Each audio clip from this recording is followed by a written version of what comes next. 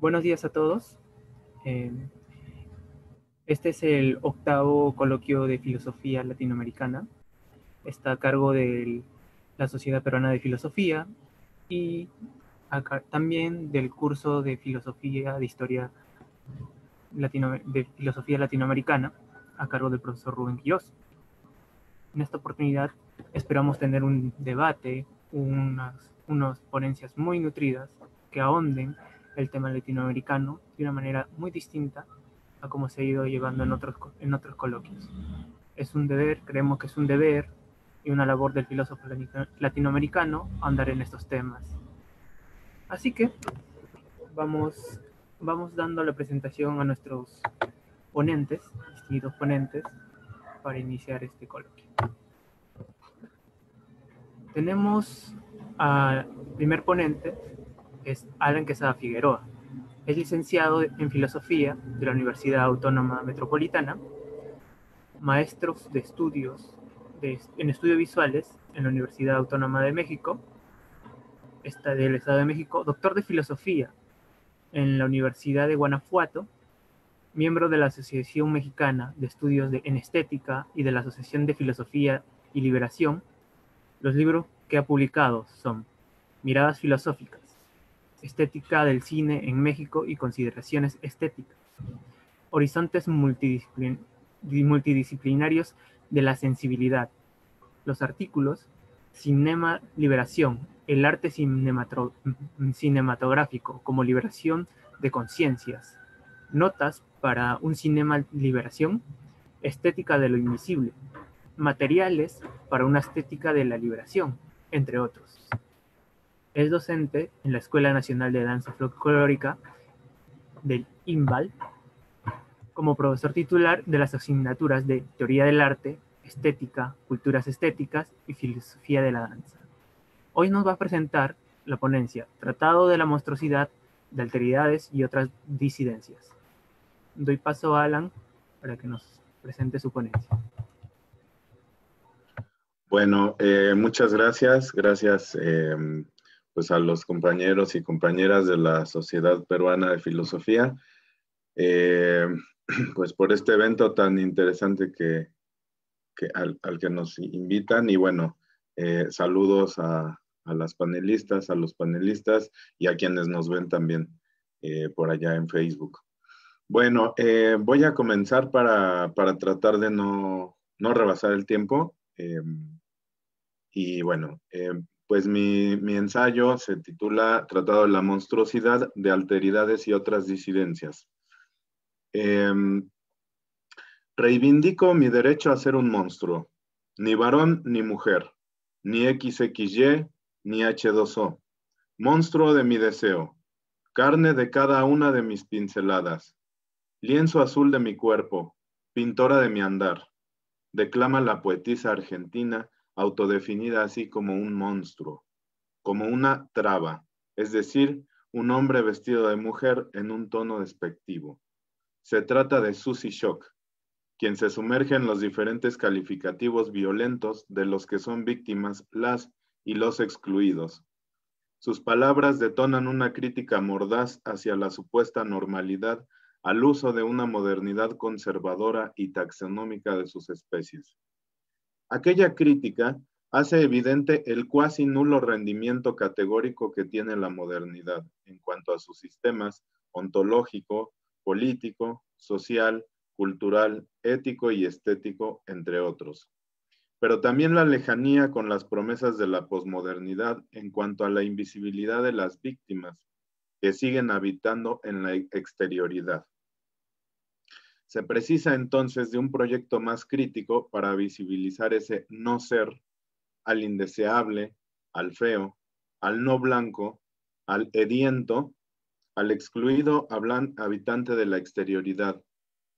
Ese proyecto es el de la transmodernidad, en la que se hace reconocible el transformado que sale de la supuesta normalidad y que ha tenido históricamente el tratamiento de monstruo, desde la modernidad que monstrifica al indígena hasta las otredades contemporáneas diversas que se mantienen fuera del sistema mundo, piensa Enrique Dussel.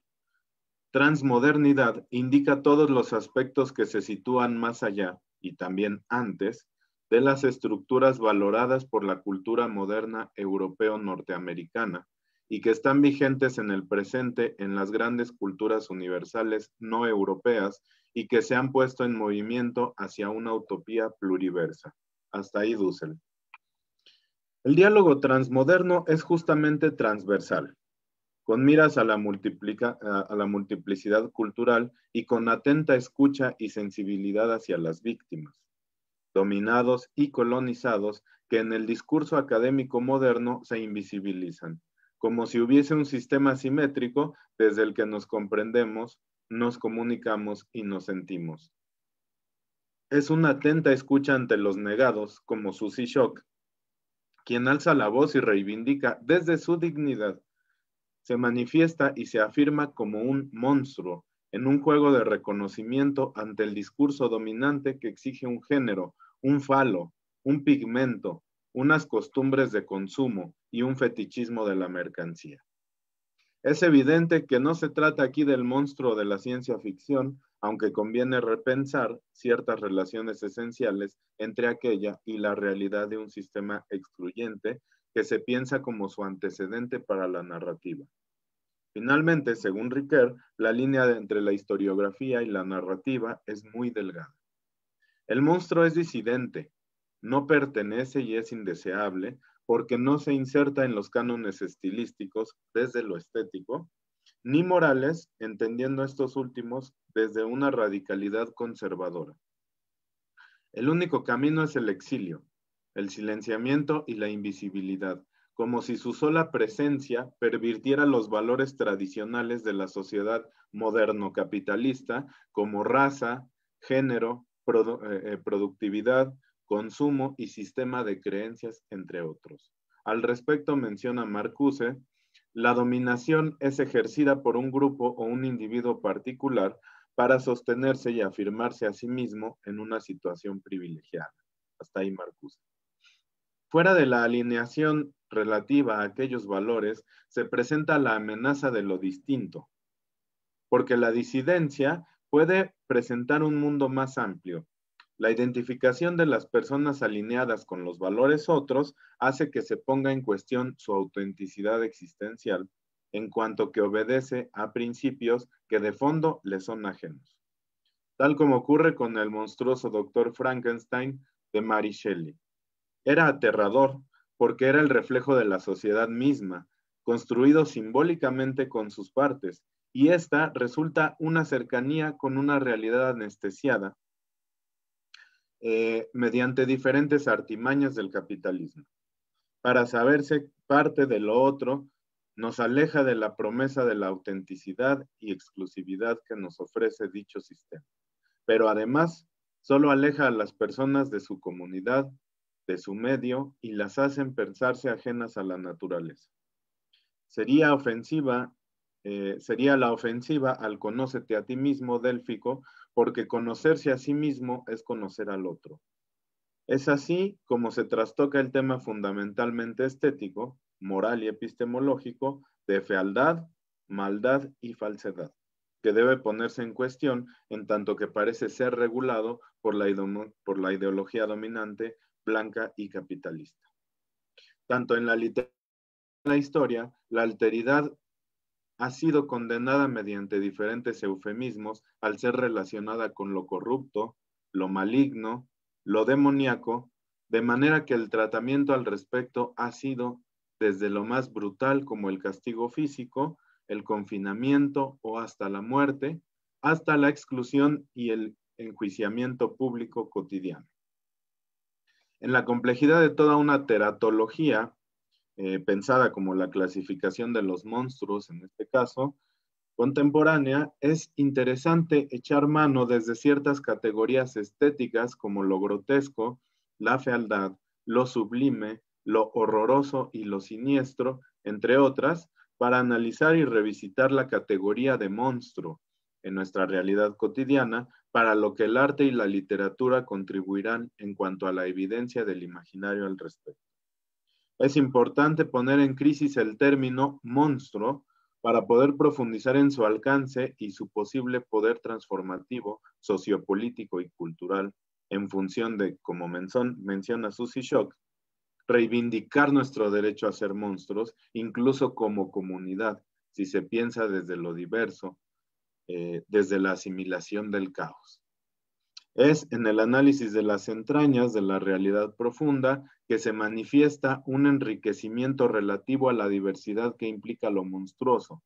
Nos situamos en un espectro estético y político de liberación que radica en el reconocimiento de la alteridad como el reconocimiento profundo de sí mismo, en el camino al nosotros, que se da al cuestionar las categorías moderno-capitalistas dominantes para dar lugar a una perspectiva de ampliación planetaria en cuanto a la diversidad, en lugar de empequeñecerla como lo hemos venido haciendo mediante un sistema taxonómico clasificatorio con miras a la unidimensionalidad.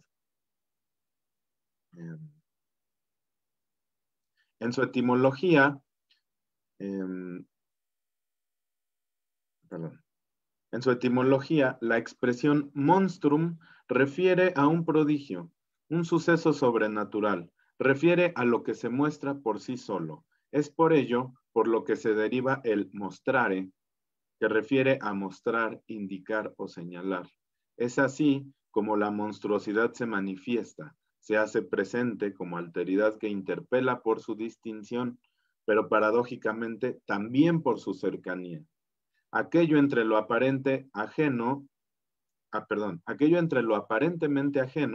muestra algo propio de quien contempla. Resulta fascinante porque produce una sensación compleja, lo siniestro.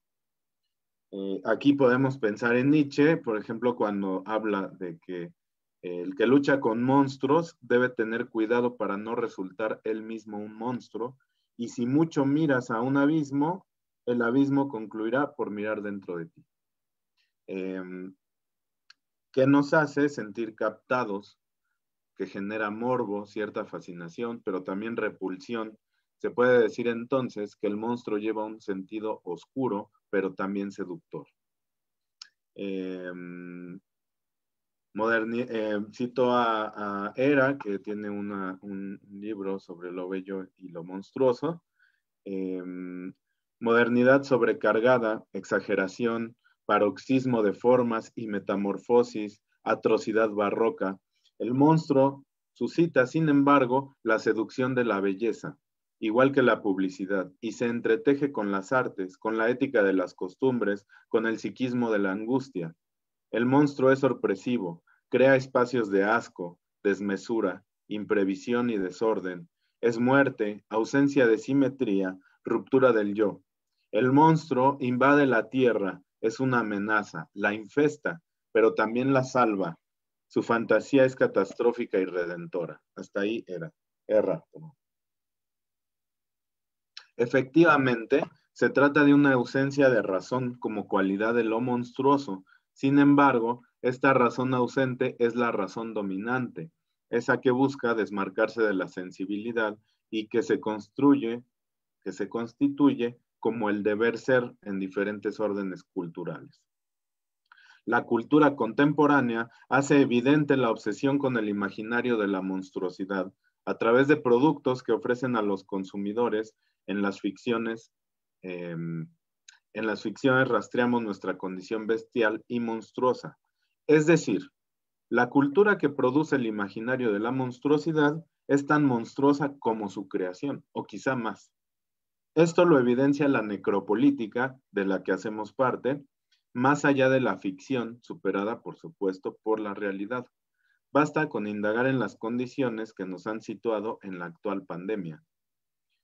¿No es bastante más monstruosa una cultura que arrasa con la naturaleza, que es su madre, que cualquier personaje sacado de un relato fantástico de Lovecraft? No solo es monstruosa la condición de ir contra uno mismo, como parte de la naturaleza, también se construye todo un imaginario contra aquellos que la cuidan, monstrificándoles para poder quitarles del medio en la gran carrera por la devastación planetaria y la apropiación de recursos naturales, para convertirlos en una mercancía. Este es el capitalismo gore del que nos advertía Sayak Valencia, que produce su propio bestiario cultural para condenar todo aquello que busca quedar fuera de sus valores. Este tipo de dinámicas lleva de fondo el control de los cuerpos y las sensibilidades. El mercado ya no crea productos para consumidores, sino que diseña consumidores para sus productos. Todo lo que esté fuera, cuando no es invisible, es monstruoso. Así se va construyendo un sistema de valores políticos, sociales, culturales, estéticos, morales y de diferentes órdenes, en los que las subjetividades entran en una especie de vigilancia en cuanto a usos y costumbres, de manera que se crea una brújula de lo correcto, del gusto, de lo sano y de lo racional, que funcionan como la norma de un sistema que acoge a la supuesta normalidad. De esta manera es que la estructura de lo monstruoso figura como un fetiche para la supervivencia de la conciencia que obedece lo políticamente correcto. El monstruo funciona como una suerte de anestésico moral desde la condena, algo así como un chivo expiatorio.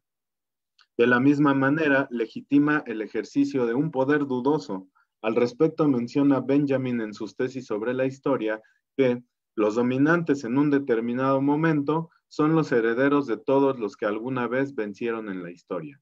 La empatía con el vencedor beneficia siempre a los dominadores del momento. Hasta ahí Benjamin.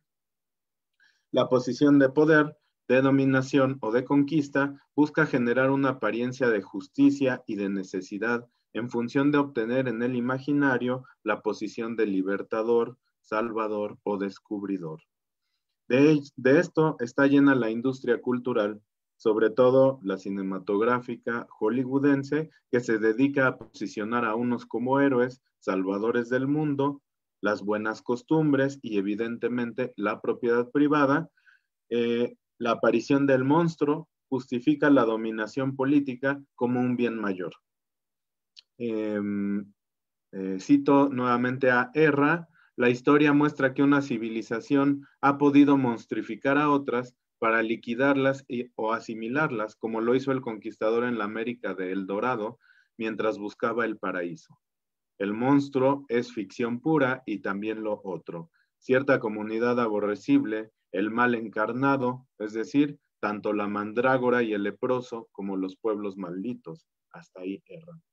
Es así como se justifica ante los ojos de la historia a los dominadores, que trajeron civilización a los pueblos salvajes y monstruosos que tenían prácticas salvajes, sangrientas y blasfemas. Europa se posiciona como la cuna de la civilización y todo lo que está fuera de ella no logra un estatus humano, noble, bello ni racional. El machismo ha resultado otra vía de dominación a lo largo de los siglos, tan es así que el medioevo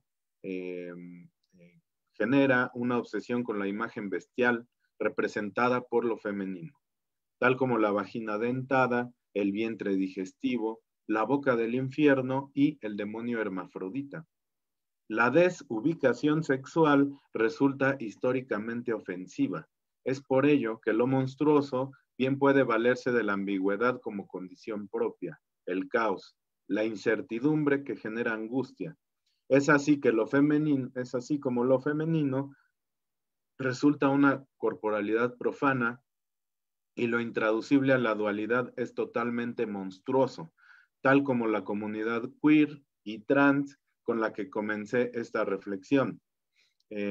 Cito a Sayak Valencia: los sujetos del transfeminismo pueden entenderse como una suerte de multitudes queer que a través de la materialización performática logran desarrollar agenciamientos locales. La tarea de estas multitudes queer es la de seguir desarrollando categorías y ejecutando prácticas que logren un agenciamiento no estandarizado, ni como verdad absoluta, ni como acciones infalibles que puedan ser aplicadas en distintos contextos de forma desterritorializada. Hasta ahí Valencia.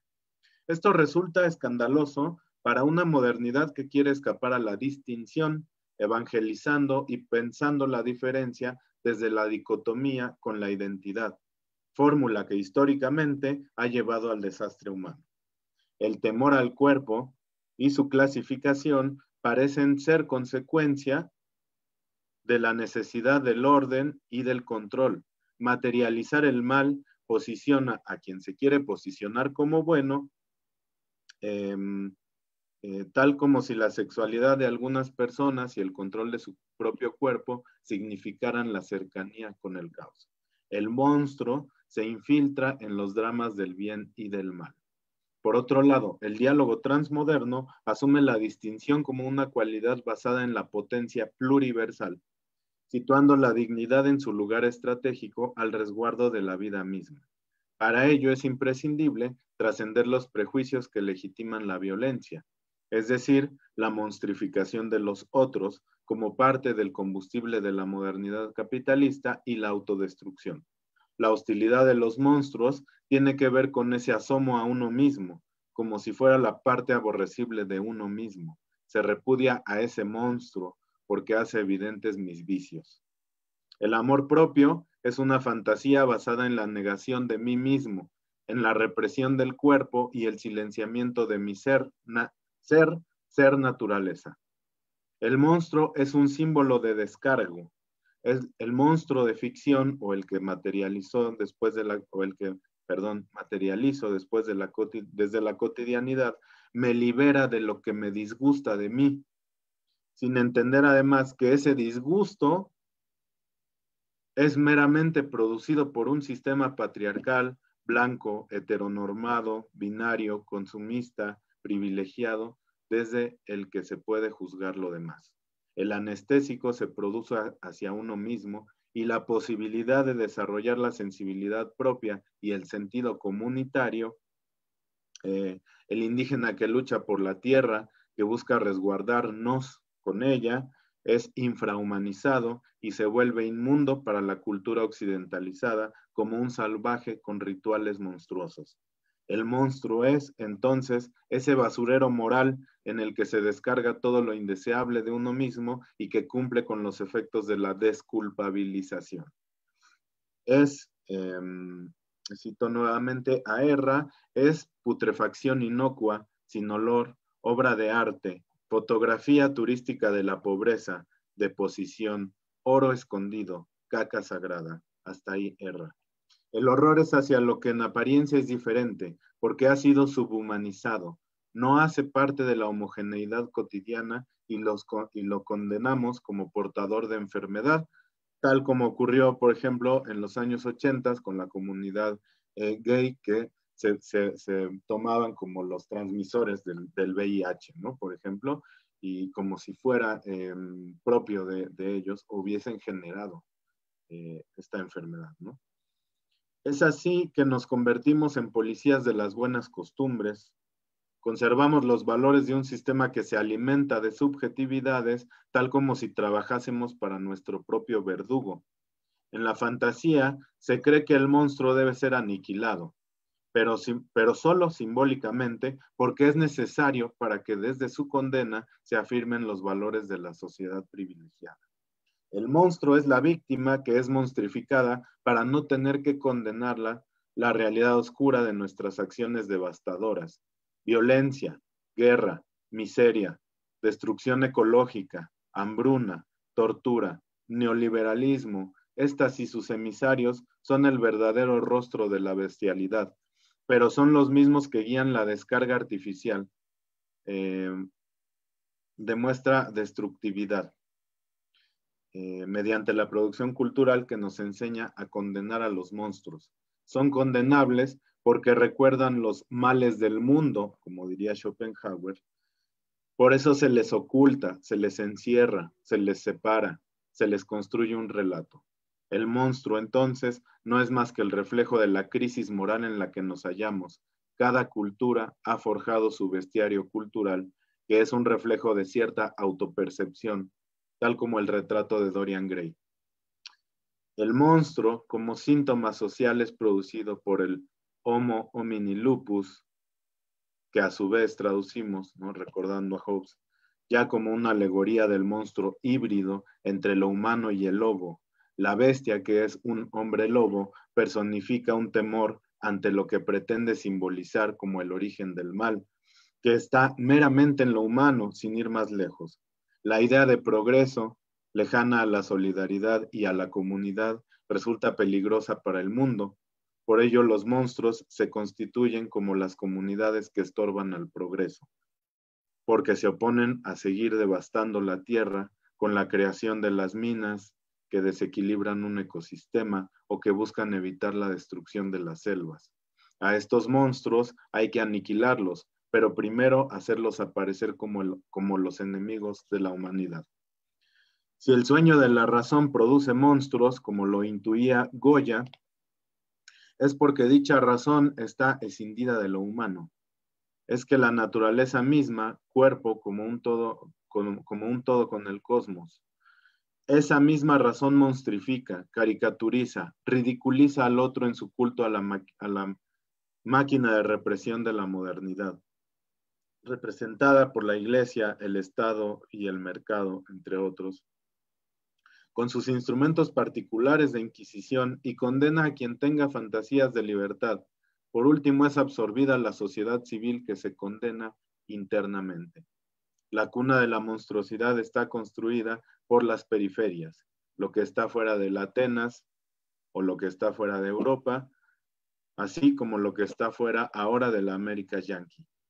El tercer mundo es el territorio subdesarrollado, subhumanizado, la obscenidad de la pobreza, lo bruto, lo incivilizado, el folclore y la bestialización deberían llamarnos la atención para entender al mundo que los creó y no a aquellos. Son los mismos que han hecho del mundo el terreno de lo que Adriana Cabarero llama horrorismo, porque piensa que la palabra terrorismo ya no alcanza a definir nuestra realidad, la de un mundo enfermo que provoca la enfermedad, que privilegia la producción de armamento para eliminar en un segundo a miles de vidas humanas ante la deficiencia de la salud pública que debería ser universal, ¿no?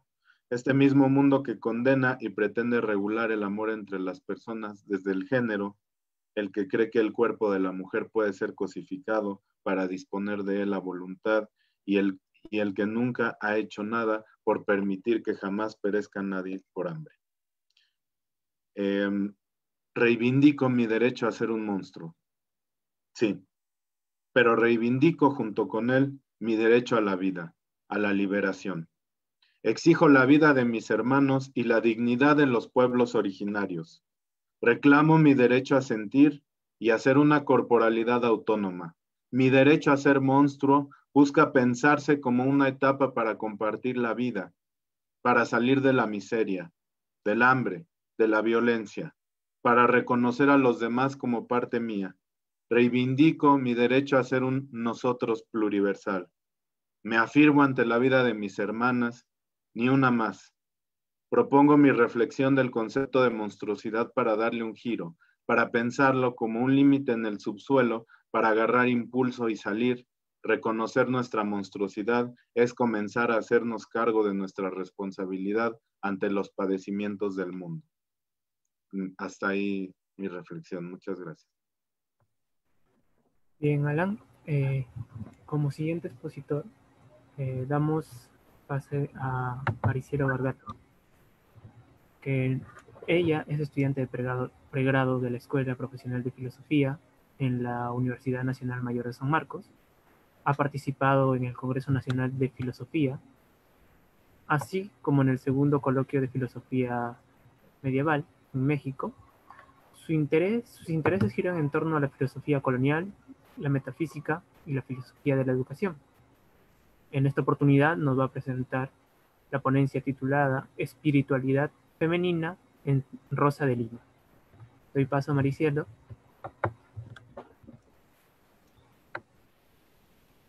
Ok, buenos días todavía. Gracias a quienes nos están viendo por las redes sociales y por Zoom. A pesar de la coyuntura por la que estamos pasando, hay tiempo siempre para seguir reflexionando sobre estos temas filosóficos, ¿no? Mi ponencia se titula La espiritualidad femenina en Rosa de Lima. Comienzo. El presente trabajo pretende abordar de manera breve la espiritualidad de la que es la primera santa en América Latina, Santa Rosa de Lima, dado que la vertiente mística del pensamiento cristiano llegó a ser censurada por la Santa Inquisición por ser considerada altamente riesgosa para la hegemonía y dogmas de la Iglesia Católica. En el virreinato latinoamericano, los inquisidores del Nuevo Mundo hicieron lo propio respecto a las visiones beatíficas de mujeres quienes afirmaban tener periodos de arrobamiento y éxtasis espirituales al tener contacto con Dios, acusando a tales mujeres de iluminadas y con esto desestimando sus testimonios. Es en este contexto en el que la Beata Criolla nos ofrece un misticismo original por su alto grado de corporalidad, que ya desde su tiempo se muestra como un desafío para quienes pretenden acercarse a tal experiencia. Como primer punto trataremos algunos aspectos generales de la biografía de la Santa Limeña junto a su entorno histórico-cultural. Luego haremos hincapié en las distintas facetas de su espiritualidad, autoflagelaciones, arrobamientos, y a continuación abordaremos algunas similitudes y diferencias con respecto al misticismo español del Siglo de Oro, en particular con el de Santa Teresa de Ávila. Y finalmente reseñaremos los puntos tratados y defenderemos cómo las sutiles distinciones por la manera en cómo se manifiesta el misticismo español se distingue del misticismo de la Santa Limeña, que tiene matices más corporales. Isabel Flores de Oliva, Santa Rosa de Lima, nació el 20 de abril de 1586 en la vecindad del Hospital del Espíritu Santo de la ciudad de Lima, entonces capital del Virreinato del Perú. Era hija de Gaspar y de la limeña María de Oliva, y recibió el bautizo en la parroquia de San Sebastián de Lima, siendo sus padrinos Hernando de Valdés y María Orozco. En el siglo XVII, como ejemplifica Mujica, fue para la literatura femenina virreinal y para el fenómeno beateril iluminista americano lo que el siglo XVI había sido para España. Surgieron decenas de mujeres quienes afirmaban tener experiencias místicas. En contraste con los acontecimientos en España, las beatas limeñas no eran iconoclastas, ni anticlericales, ni cuestionaban los dogmas y sacramentos de la Iglesia, tendencia típica de los alumbrados españoles.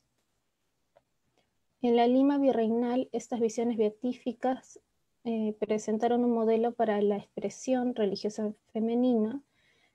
Fran Graciano menciona al respecto que las beatas peruanas, a veces descritas como variantes criollas o mestizas de sus predecesoras peninsulares, se caracterizaban por su interiorización de la vida religiosa, el trabajo manual, la ascesis metódica, la oración mental, la austeridad y la penitencia, la simplicidad piadosa y el amor a la sociedad. La oración mental, en contraste con la oración oral en la que se repetía el discurso eclesiástico de memoria, era fruto de un catolicismo introspectivo. Se buscaba una unión directa con Dios, como vía contemplativa que aseguraba la salud del alma. En este sentido, se prefería la meditación solitaria antes que los sermones y los sacramentos. Las mujeres que practicaban esta oración mental, que tiene rasgos meditativos, podían ser fácilmente acusadas de alumbradas y procesadas ante la Inquisición, por lo cual era importante tener confesores. Por ejemplo, Rosa tuvo un total de 11 confesores oficiales, 6 dominicos y 5 jesuitas.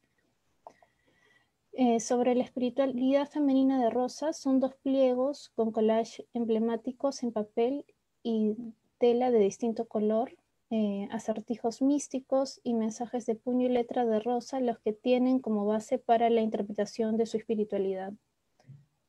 Uno se refiere a las mercedes o heridas del alma y el otro a la escala espiritual. Estas son, según la misma Rosa, mercedes hechas todas a un enamorado corazón tiernamente de Dios, a una esclava de Cristo indigna de ser contada entre los hijos de Dios, estampadas aquí con particular luz del cielo. Rosa maneja el concepto de Dios como el de cazador divino que hiere ontológicamente el alma para hacerla cautiva, presa o prisionera del amor. Esto tiene claras referencias a autoras de la tradición mística cristiana como lo son Teresa de Ávila, y Catalina de Siena. Por esto se identifica el proceso de iluminación gradual como el ascenso del corazón por medio de oración continua, donde el alma prisionera en el cuerpo se purga en vida al incendiarse de amor. Incendium amoris. Además, para la escolástica medieval o contrarreformista, la facultad intelectiva humana es un órgano espiritual perfecto que perdió in illo tempore su transparencia primordial adánica. Sus biógrafos cuentan que sus experiencias místicas y estados de éxtasis eran bastante frecuentes. Según parece, semanalmente experimentaba un éxtasis parecido al de Santa Catalina, su coetánea y hermana de hábito. Se dice que cada jueves por la mañana, por ejemplo, se encerraba en su oratorio y no volvía en sí hasta el sábado por la mañana. Asimismo, se le atribuyeron varios dones, como profecías. En efecto, en la biografía de la Santa Limeña abundan las visiones o revelaciones, así como las autoflagelaciones. Las primeras, las visiones, eran posibles gracias a la facultad imaginativa. Tal facultad era considerada como el ojo interior del alma. La imaginación funcionaba como una suerte de espejo en donde se reflejaban las ideas platónicas por la que uno podía contemplar la imagen ejemplar y eterna, es decir, su objeto deseado. Esta se enmarca dentro de una tradición meditativa en donde se pueden encontrar tratados para atraer y guiar la imaginación hacia tal objetivo, la contemplación divina. Las visiones que padecía Rosa eran antesalas al dispositorio místico. Hay que resaltar que ante la imaginación, Dios mostraba su humildad visible, pero ante el intelecto, libre de toda figura o imagen corpórea, daba a conocer su presencia inagotable dentro del alma. Ahora, para entender los flagelos que hacía Rosa, debemos tener presente la distinción entre apetito y deseo dentro de la tradición filosófica cristiana a la que ésta se adscribe. Hay que tomar en cuenta la mentalidad que rodeaba la idea de cuerpo, el cuerpo como cárcel del alma, según definió San Agustín. Así se tiene como base el concepto de ser humano como un alma encarnada, como un ser escindido de Dios luego del pecado original. Esta es una decisión ontológica, una herida ontológica que cada uno tiene que cargar hasta el posible retorno y unión con Dios. Búsqueda que se ve reflejada en el pasaje bíblico El Cantar de los Cantares. La búsqueda de un ser ontológicamente escindido y por ello imperfecto hacia el ser absoluto y divino es una búsqueda erótica, un ascenso erótico en el cual el ser escindido debe dejar atrás todo apetito carnal y por lo mismo efímero y centrarse únicamente en el deseo erótico que se dirige a su objeto de deseo. En tal camino hay obstáculos del cuerpo que no permiten al alma alcanzar la unión con el ser divino. Rosa se hacía flagelos corporales, por ejemplo, usar una corona de espinas, practicar ayunos extremos, darse látigos en la piel, siempre con el objetivo de purificarse de todo placer corporal. Jorge Secada dice al respecto que, según la perspectiva cristiana, la condición humana es la de un cuerpo encarnado, es decir, la de una entidad entre dos mundos. Vivimos corporalmente, pero nuestra finalidad última, nuestra plenitud, no es meramente corporal. Aquí debemos capturar un balance delicado. El cuerpo en sí mismo es nada y nos aleja de Dios, pero el cuerpo no es en verdad nada porque es y está conservado en todo momento por Dios mismo. Encontrar su real valor es encontrar en él la imagen de Dios. Cierro cita. Rosa, además, practicaba la oración de unión, que es una forma divina de conocimiento en el que Dios se hace presente al entendimiento, no por los sentidos externos ni por las figuras de la imaginación, sino por gracias que dejan el entendimiento libre o vacío de toda imagen mental. En el momento de unión, el ser individual se vacía de sí mismo para ser llenado por el ser absoluto y divino. Volver a su estado original antes del pecado original y contemplar la Trinidad que hay dentro de sí. Por esto, el siguiente paso de la noche oscura es la desnudez del alma. Se conocen 3 vías que se deben seguir para llegar al anhelado matrimonio espiritual. La primera es la vía purgativa, en donde se purifica el alma de sus pecados, que va de la mano junto a un sincero arrepentimiento. Aquí se da la purificación activa de los sentidos externos como internos. Continúa con la vía iluminativa, en donde el alma, ya purificada, ejercita virtudes morales como teologales para poder acercarse más a su objeto de deseo. Finalmente se llega a la tercera vía, que es la vía unitiva, en donde el alma, tras la preparación previa, no desea otra cosa que la unión íntima con Dios. Se da entonces el matrimonio espiritual, que simplifica y unifica todo. Además, dado que esta es una experiencia inefable, se hace uso del lenguaje alegórico y símbolos para expresar tal experiencia. Respecto a la escala mística, que es una escala erótica, Teresa de Ávila desarrolló un camino de 7 escalas que expresa en las moradas del camino interior. Por su parte, Rosa desarrolló un camino de 15 escalas que se manifiestan en el pliego que ella realizó y se titula Escala Espiritual, donde se pueden apreciar 15 escalones simbolizados por cruces en un proceso ascendente. En los versos de la poesía de Teresa podemos notar cómo manifiesta su experiencia mística. Cito: cuando el dulce cazador me tiró y dejó rendida, en los brazos del amor mi alma quedó caída, y cobrando nueva vida, de tal manera he trocado que mi amado es para mí y yo soy para mi amado.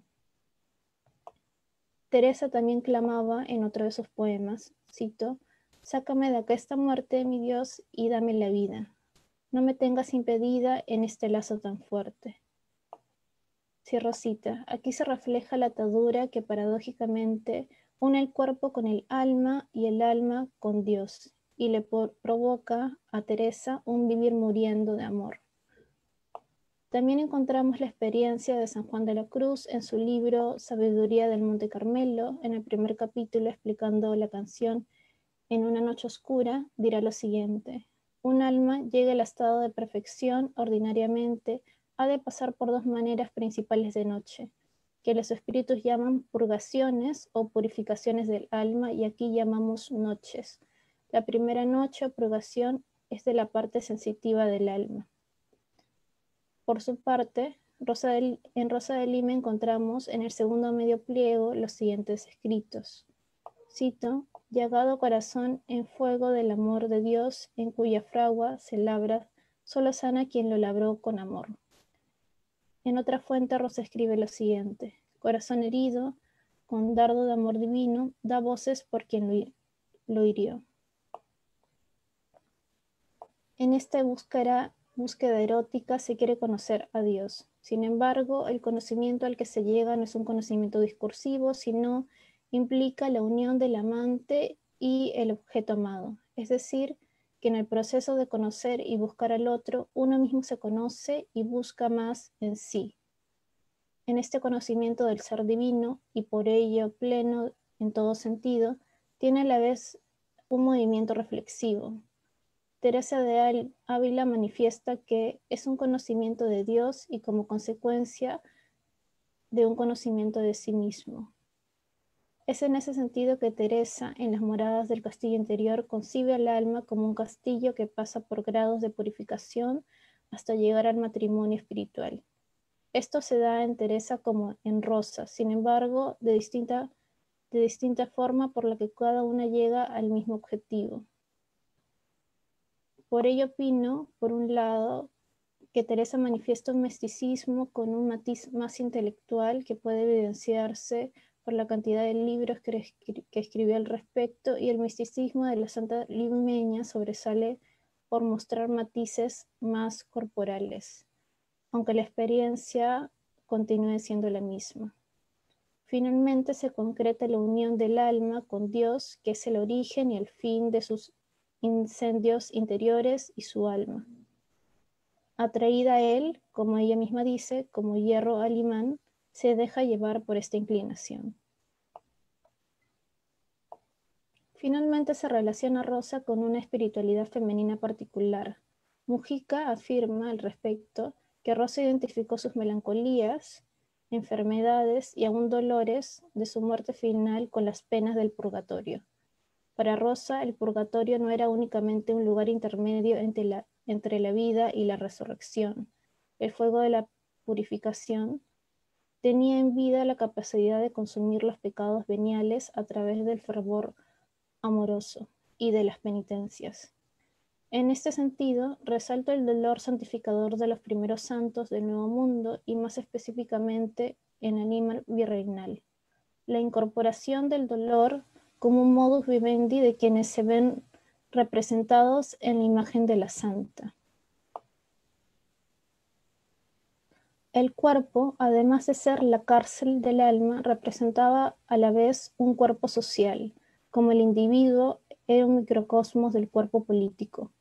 En este sentido, afirma Graciano que para los místicos los dolores del cuerpo no solo representaban los dolores de un ser escindido, una melancolía por volver a la plenitud, además representaban los males sociales por los que era para los devotos europeos la corrupción de la Iglesia.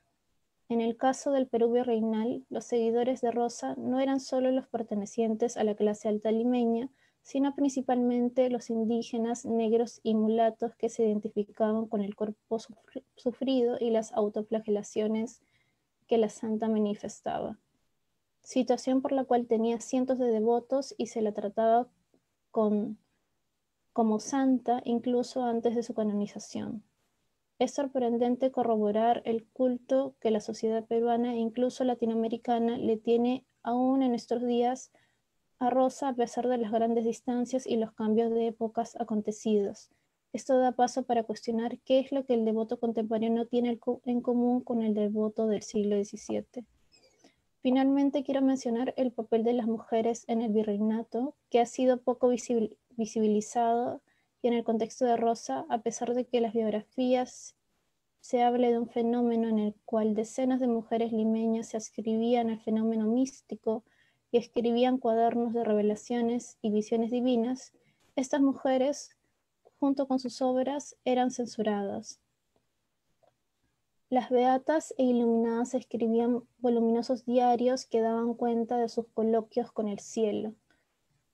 Este último grupo ha sido censurado por escritos de todas las épocas, quienes han considerado a dichas beatas como embusteras y farsantes. Varias de ellas pertenecieron al entorno de Santa Rosa de Lima y fueron procesadas por la Inquisición. Un ejemplo claro es el caso de Luisa de Melgarejo, quien fue una de las personas más cercanas a Rosa, quien escribió 54 cuadernos de revelaciones y visiones divinas que fueron requisados por el Tribunal de la Santa Inquisición en el año 1624. Luisa Melgarejo es solo una de decenas de mujeres escritoras del Perú virreinal que no han sido estudiadas hasta el día de hoy. En este sentido, resalto el ensayo de Martiana Binatea que se titula Mujeres escritoras en el virreinato peruano, donde muestra un cuadro de 60 mujeres escritoras que aún faltan por investigar. En este sentido, Rosa las representa, pero hay mucho por hacer al respecto. Esto a la vez abre preguntas sobre la manera en la que se estructuraba el Perú virreinal y cuánto de esta estructura persiste hasta nuestros días.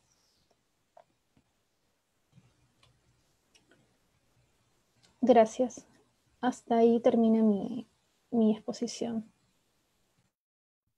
Muchas gracias, Maricielo. Como siguiente expositor, doy paso a Nilson Jiménez. Él es estudiante de pregrado de la Escuela Profesional de Filosofía en la Universidad Nacional Mayor de San Marcos. Ha participado en el taller de espiritualidad espíritu de la filosofía medieval, organizado por el Departamento Académico de Filosofía. Sus intereses giran en torno a la filosofía medieval y a la escolástica colonial. En esta oportunidad nos presenta la ponencia Metafísica de José de Aguilar, un nuevo panorama en la filosofía. Muy bien, muy buenos días a todos los asistentes, ¿no? A la transmisión, a los asistentes por Facebook, por la plataforma Zoom. Bien, mi ponencia se titula La metafísica de José de Aguilar, un nuevo panorama en la filosofía. en este artículo, ¿no? Con el objetivo de exponer el pensamiento de José de Aguilar, presenta un estudio sobre cursos filosóficos Dictatus Limae, tomo 3, publicado por la revista Solar, en torno al ente, su posibilidad y la definición de una metafísica. Pues como sugiere el título, ¿no? En este trabajo se expondrá el concepto de metafísica como ciencia verdadera. Habiendo establecido la definición, se busca resaltar la producción filosófica, el método que utiliza el autor y el objeto de la metafísica. No obstante, se busca también indagar la recepción de la escolástica tardía en la colonia y resaltar el pensamiento genuino de José de Aguilar. Por otro lado, se pretende construir un corpus filosófico, ¿no? De José de Aguilar, del pensamiento de este autor, y dar a conocer la importancia que tuvo la metafísica, partiendo desde la investigación hechas en torno a este autor. Finalmente, se habrá demostrado la originalidad que tuvo el pensamiento colonial a través de José de Aguilar, especialmente de su metafísica, analizando el fragmento publicado por la revista Solar y las traducciones hechas por el doctor Walter Redmond, dilucidando así la pregunta: ¿existe un pensamiento genuino, original y metódico en José de Aguilar? ¿Bien? Uno, la existencia de una filosofía colonial, contexto y aportes. Bien, la práctica de un quehacer filosófico en una época determinada puede ser muy conflictiva, sobre todo si viene desde el ámbito religioso. Es por ello que desde la invasión de los españoles, ¿no? En 1532 América se ha tenido por convicción que no hubo un desarrollo de la filosofía, o que solo hubo inquietudes filosóficas, pues se cree que la filosofía recién comienza a fines del siglo XIX. Es por ello, ¿no?, que Francisco García Calderón, en su artículo Las corrientes filosóficas de América Latina, nos dice: en sus primeros siglos de vida política independiente, la América Latina no ha creado una filosofía original. ¿Bien? Sin embargo, es innegable la producción académica por parte de los teólogos, especialmente de la orden de los jesuitas. Es por ello que Beorley, en su libro Historia del Pensamiento Filosófico Latinoamericano, ¿no?, publicado en el 2010 a propósito, corrige diciendo: los jesuitas se solían adscribir al tomismo, pero, ¿no?, moldeado de un modo propio, con las aportaciones hechas por su compañero de institución Francisco de Suárez. Bien, moldeado de un modo propio, el pensamiento escolástico, ¿no? Encontramos a un autor que desarrollará la tesis central de la escolástica. En este caso es José de Aguilar, ¿no?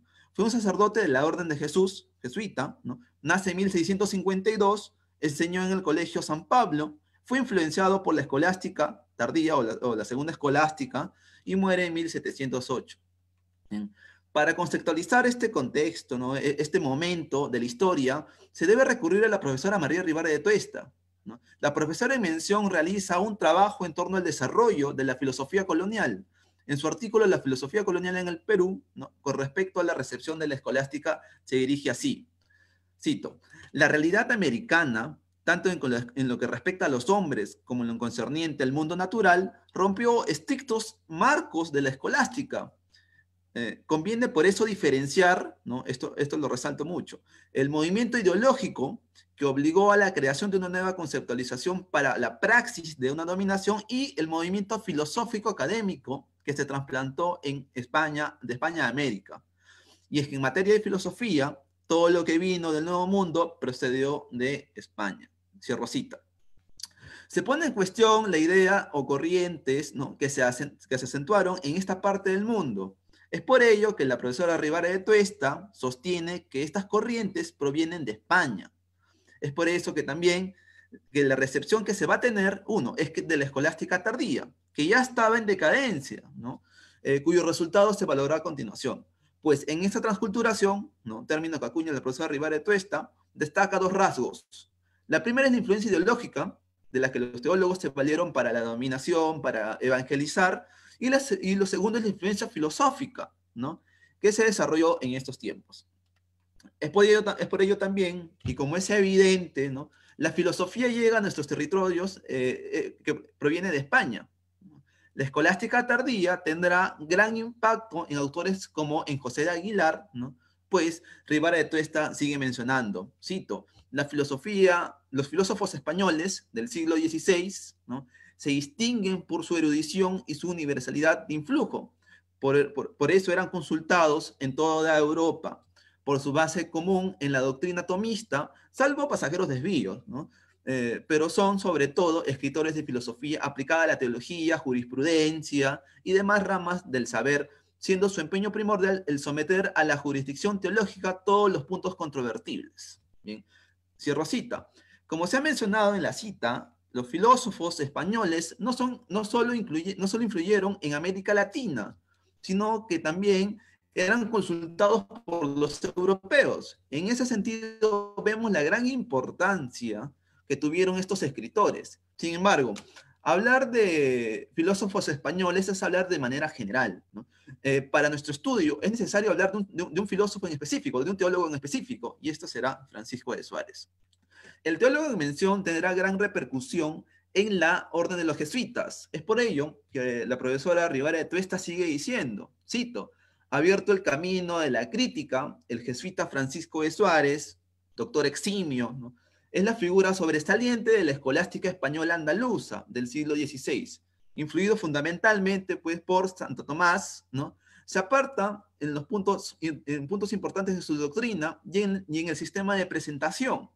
Suárez crea el nuevo género literario de cursos filosóficos que modifica la presentación de la doctrina escolástica, ¿no? Y claro, esta es la presentación que también va a retomar José de Aguilar, ¿no?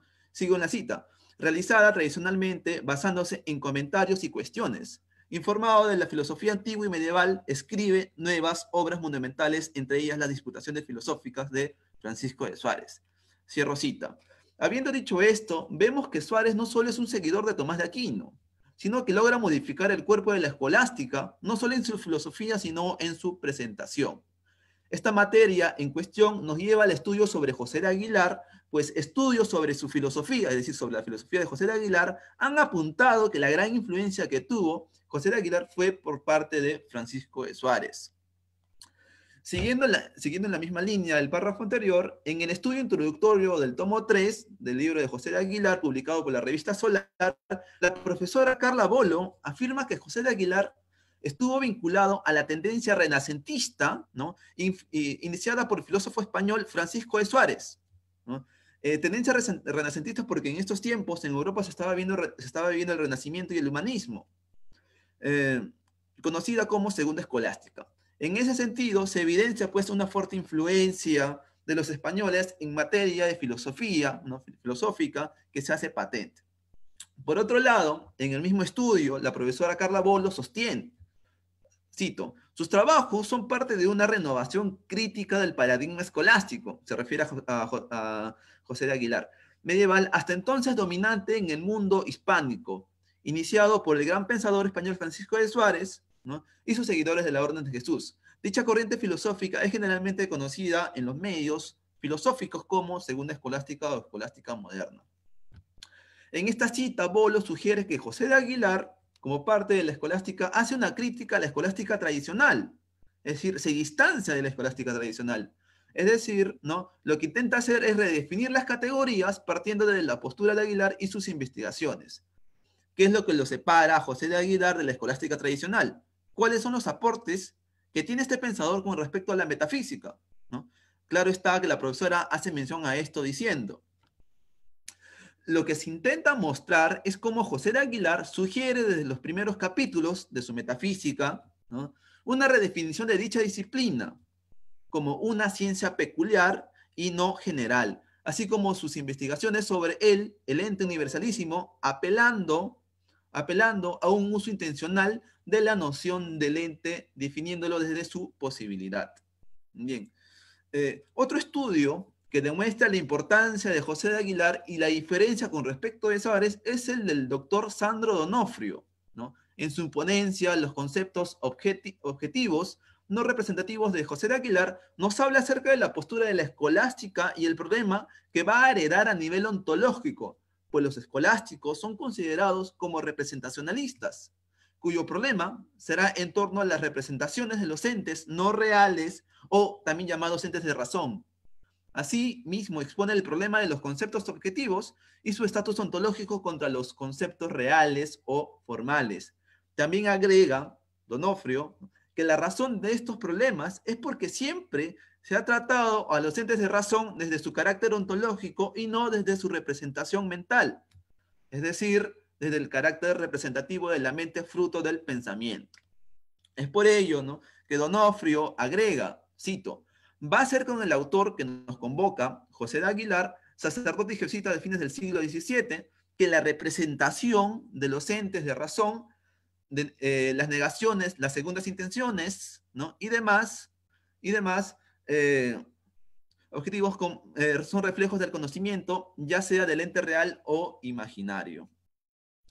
Como se ha expuesto en la cita anterior, la intención con respecto a Aguilar es la propuesta en relación a la independencia de otros conceptos objetivos, que son parte pues del conocimiento, pero se llega a la conclusión partiendo desde un campo lógico, pues a diferencia de sus predecesores, José de Aguilar parte desde la negación de las proposiciones para poder establecer la independencia mental, ¿no?, de los entes de razón, pues la negación formal representa algo existente, que tiene realidad mental. En ese caso, estos entes de razón no representan al mundo sensible, pero no dejan de ser existentes, ¿no? Así termina concluyendo Donofrio. Cito, los términos representan objetos extramentales, pero en tanto proposición como vimos arriba. Se puede representar la negación de la unión, cuando Pedro no es piedra, ¿no?, esta proposición famosa que hace José de Aguilar, sin que haya contradicción al representar mentalmente un acto que no se da físicamente. Así pues, el mundo mental, ¿no?, el mundo mental adquiere su propia independencia respecto a la realidad empírica. Y las proposiciones sobre lo anteriormente llamado entes de razón dejan de ser un enigma o motivo de asombro. Entonces, queda demostrado que en este trabajo la originalidad de Aguilar en cuanto a concepto objetivo o ente de razón, pues lo que se establece es un universo mental independiente del mundo. Esto nos hace entender, sugiere el autor Donofrio, ¿no?, la relación que hay entre la mente y el mundo físico. Bien.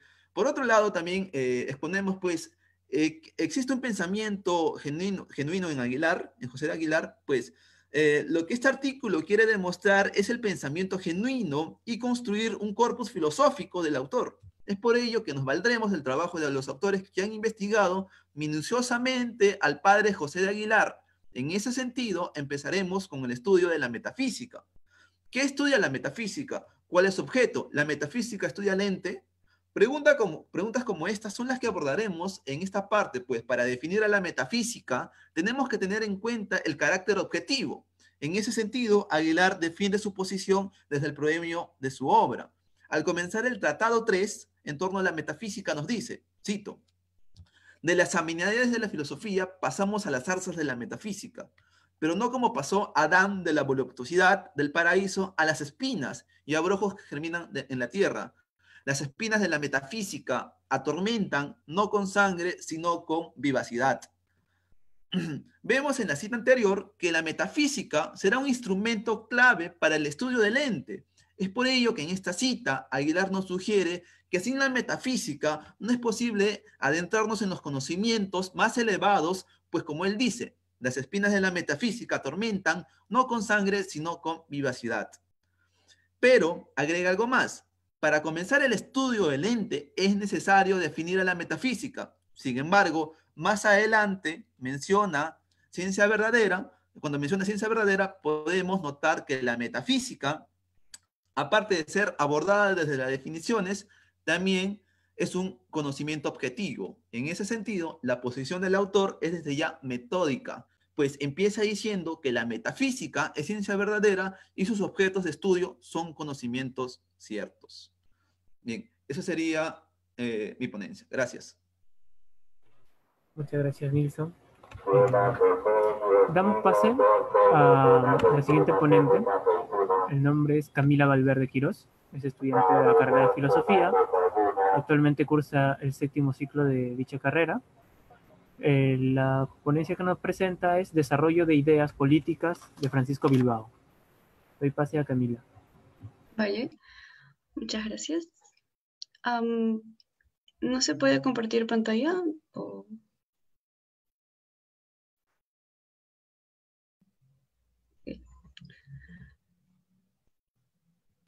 Sí, claro, adelante, comparte la pantalla. Vale. Buenos días, bueno, ya tardes. Hoy voy a hablar sobre el trabajo que yo hice, que es desarrollo de las ideas políticas en Francisco Bilbao. Brevemente, podemos decir que Francisco Bilbao es un chileno que trabajó en el área de filosofía política, obtuvo reconocimiento nacional e internacional a nivel latinoamericano y también en Europa, porque realizó varios viajes hacia allá. Para este trabajo me he centrado principalmente en tres bases de Bilbao.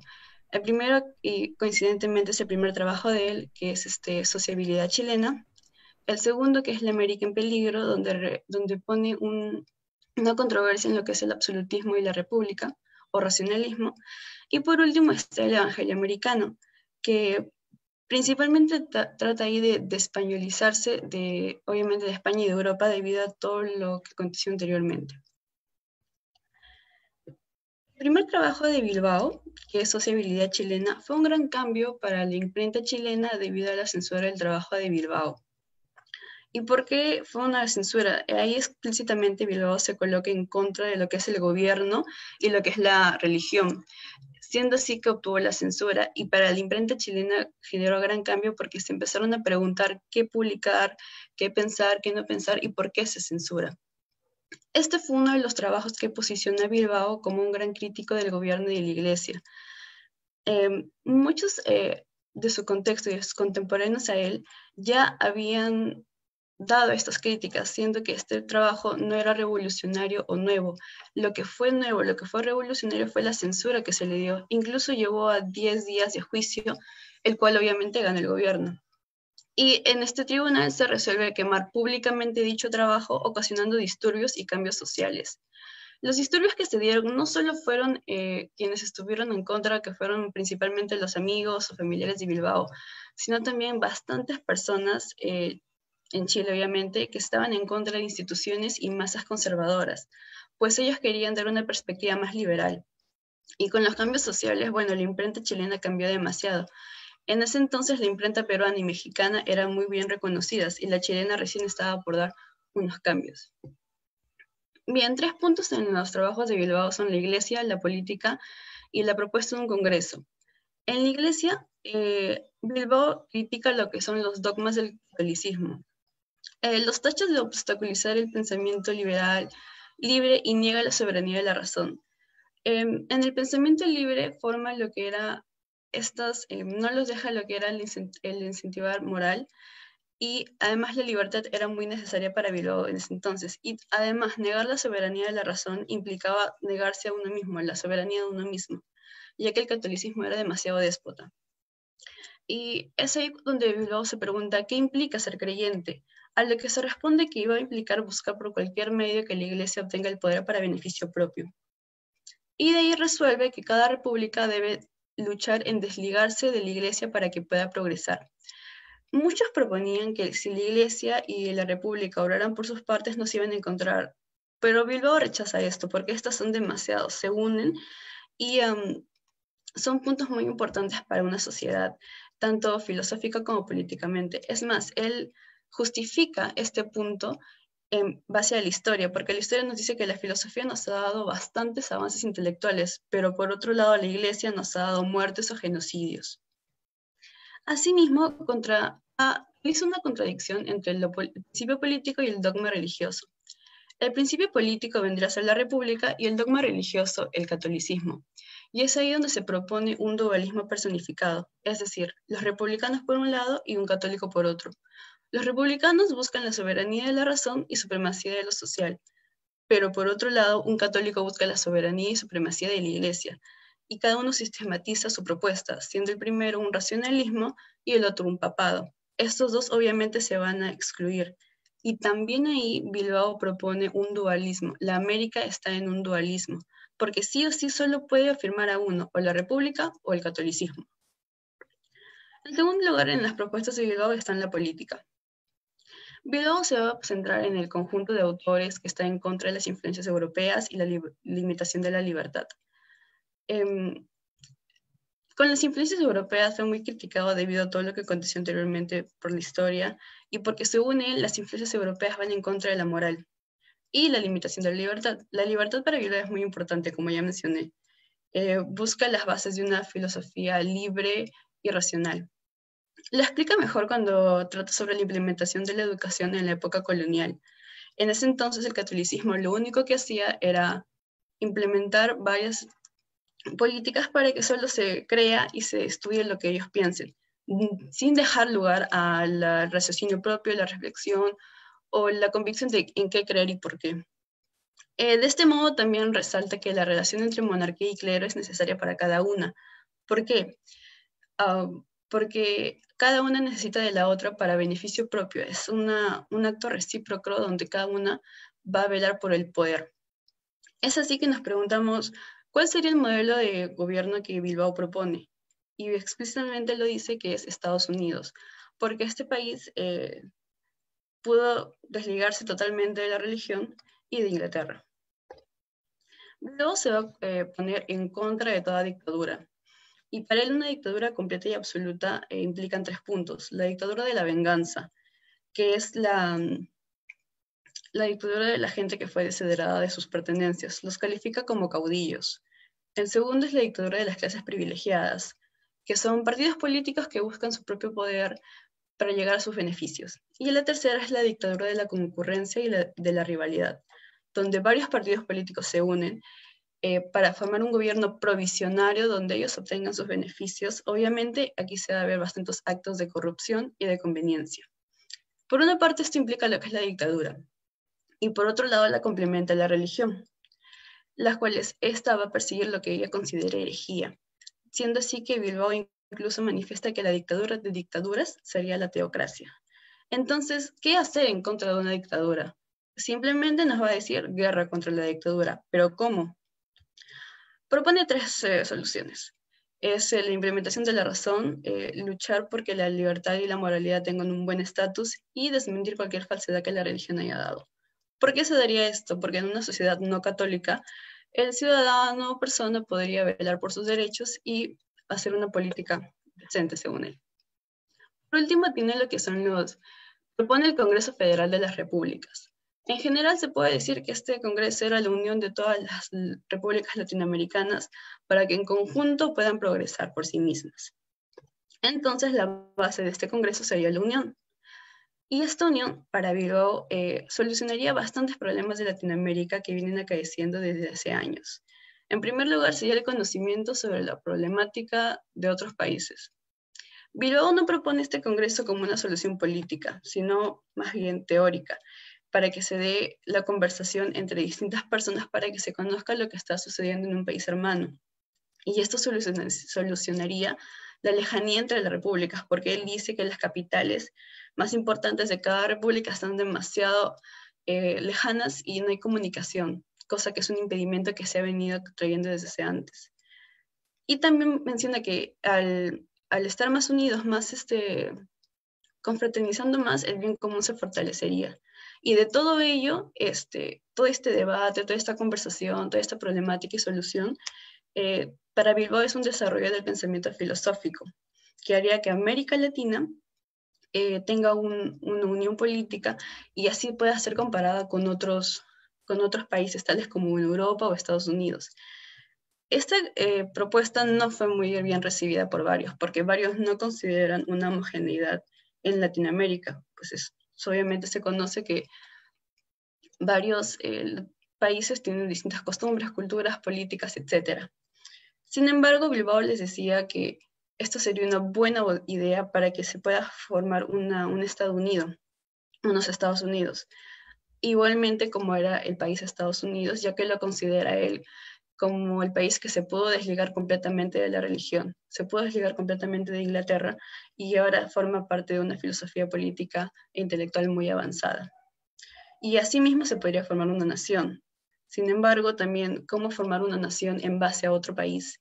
Y incluso en ese contexto, como ahora, nos podemos preguntar si hay una filosofía propia o incluso si hay una filosofía latinoamericana que no fue muy bien recibida en ese entonces.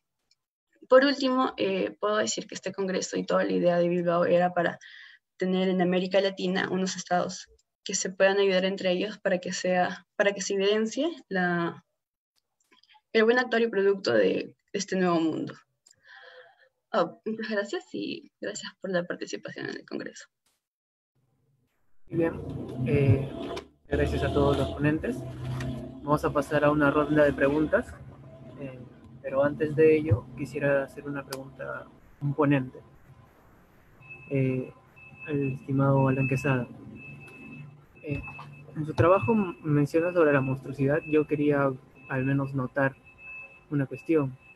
¿Esta monstruosidad se puede manifestar subdivisiones dentro de ella? O sea, dentro de ella pueden haber otras monstruosidades, tanto en comunidades.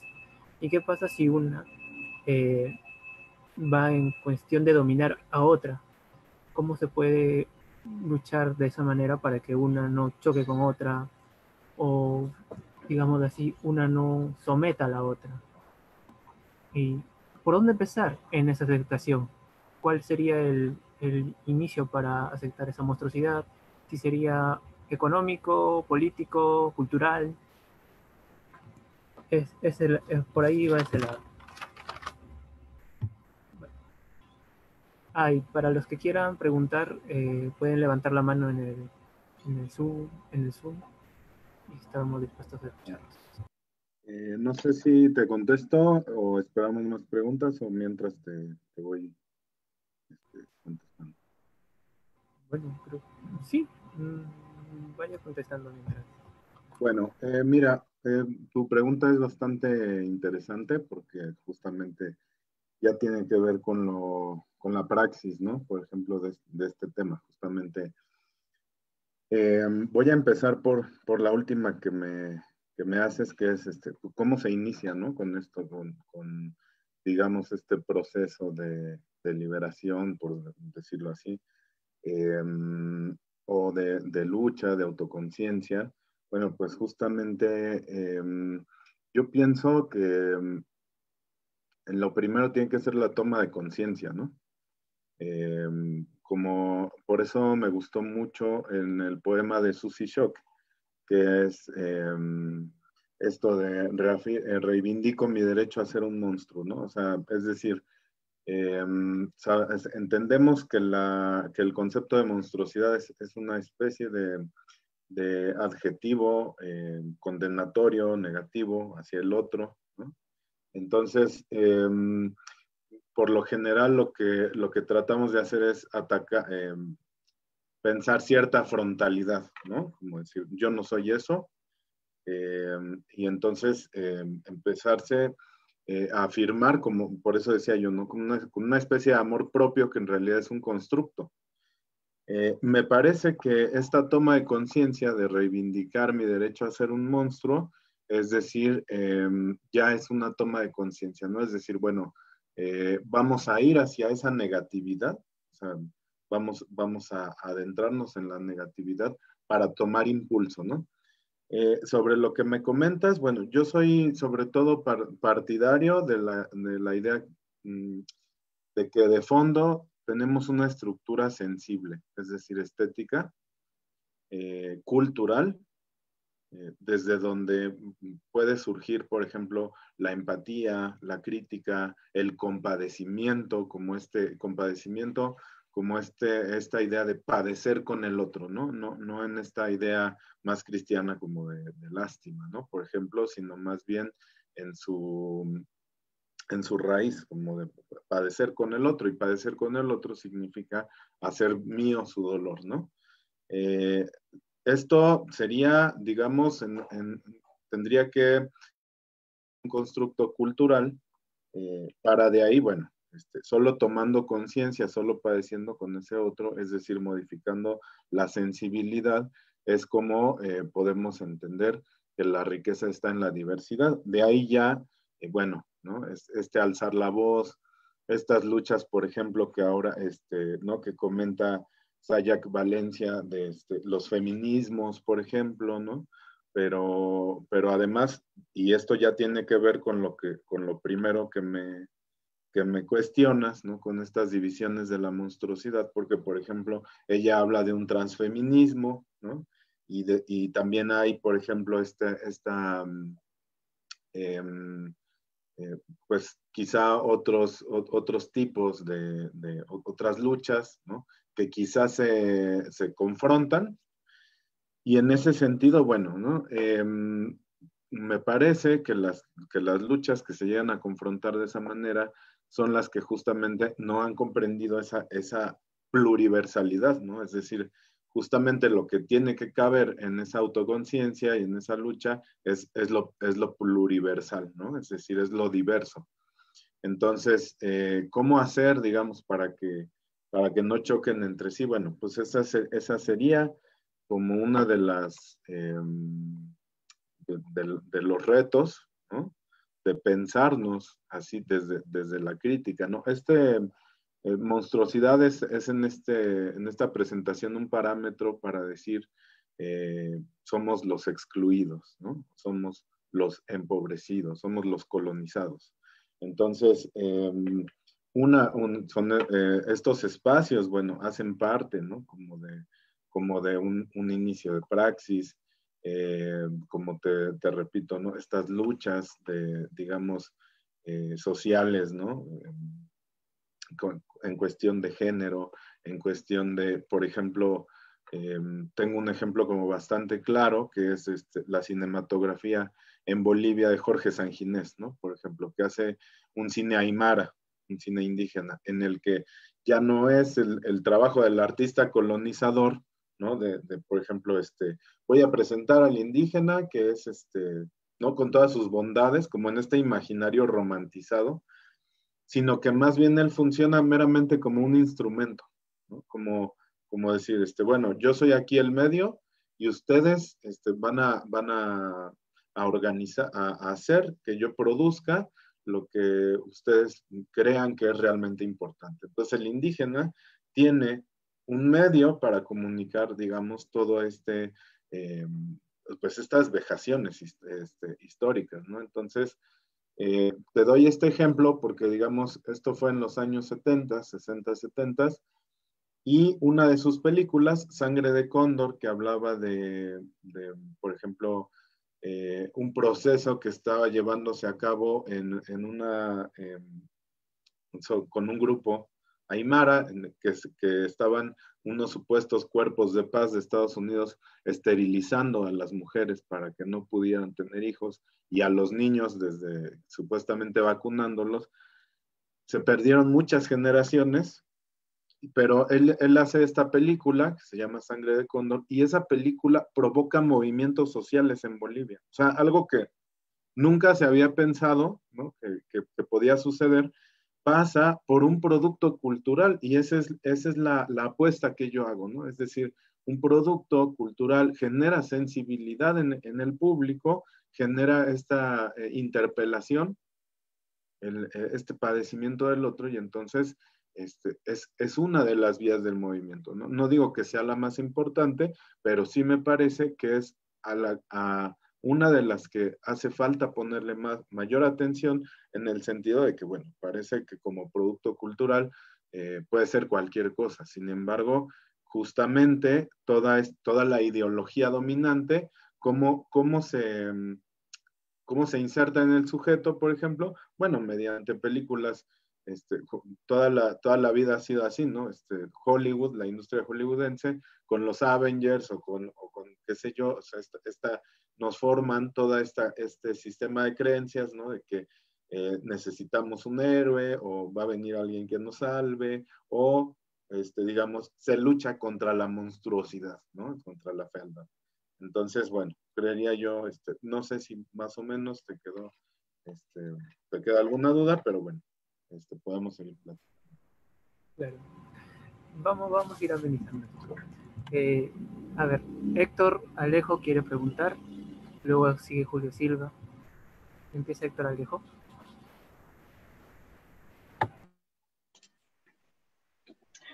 Muy bueno.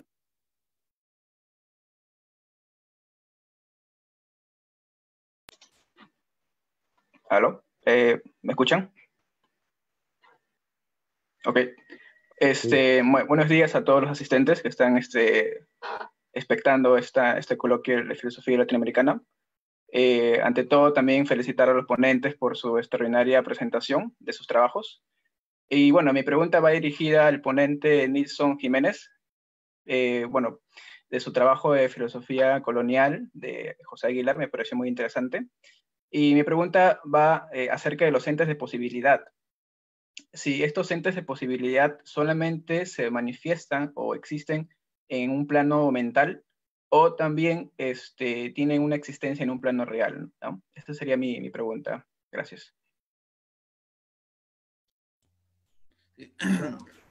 Muy bien, gracias por tu pregunta, Héctor. Me sirve para ampliar más el tema, ¿no? Por ejemplo, 15 minutos no nos ha servido para poder ahondar más en el pensamiento de Aguilar. Bien, con respecto a los entes posibles y su existencia, bien, eh, cuando yo quiero o cuando estoy construyendo el corpus filosóficos, el corpus filosófico de Aguilar, pues me doy cuenta primero, ¿no? Que en su tratado lo que primero hace es definir la metafísica, ¿no? Define la metafísica en torno a lo que es, ¿no? A lo que es su método y su objeto, ¿no? Primero la metafísica, pues, es conocimiento cierto, ¿no? Cierto y evidente. Ahora, la evidencia ya parte desde una concepción moderna, ¿no? Recordemos a Descartes. ¿Qué buscaba Descartes? Conocimientos ciertos y evidentes, ¿no? Entonces, también encontramos en Aguilar cierta posición moderna. Ahora, por otro lado, también la metafísica es, ¿no? Ciencia teórica, ¿no? Ciencia teórica porque la metafísica, pues sus estudios de la metafísica son concepciones, no conceptos, a nivel ontológico. Luego también encontramos que la metafísica es, ¿no? Sabiduría, ¿no? Sabiduría porque tiene sus conocimientos, estudia las primeras causas. Ahora, cuando Aguilar dice que la metafísica estudia los principios universales, ¿no? Está diciendo que estudia las primeras causas, ¿ya? Ahora, pero sin embargo, el método que utiliza Aguilar es muy novedoso, ¿no? Que es la lógica, ¿no? La lógica formal, ¿no? Ahora, la lógica, ¿no? La lógica, a partir de la lógica, pues establece, ¿no? La existencia o el objeto de la metafísica, que van a ser los entes reales, ¿no? Por ejemplo, acá quisiera citar algo de Aguilar que me parece interesante y es cómo se va a resolver estas cuestiones, ¿no? Dice, sin embargo, los entes negativos y de razón son en verdad propiamente abordados por la razón del ente real, aunque son en condición contraria a aquello en esta disciplina, pues el ente negativo y de razón es contrario o de algún modo se opone al ente real. Bien, el ente negativo, ¿ya? El ente negativo de razón, si hay ente negativo, ¿no? Análogamente, pues va a haber un ente positivo, ¿ya? Y a este ente positivo nosotros lo vamos a llamar el ente positivo posible. Entonces, la posibilidad del ente, ¿ya? Radica antes de la existencia, es decir, lo posible hace que exista el ente. Ahora, la existencia, ¿dónde se da? Físico o mental. Bien, pero cuando nosotros decimos, y la famosa proposición que hace Aguilar también, Pedro no es piedra. Pedro no es piedra, es un ente que existe ya en la mente, dice Aguilar, pero no existe físicamente, ¿no?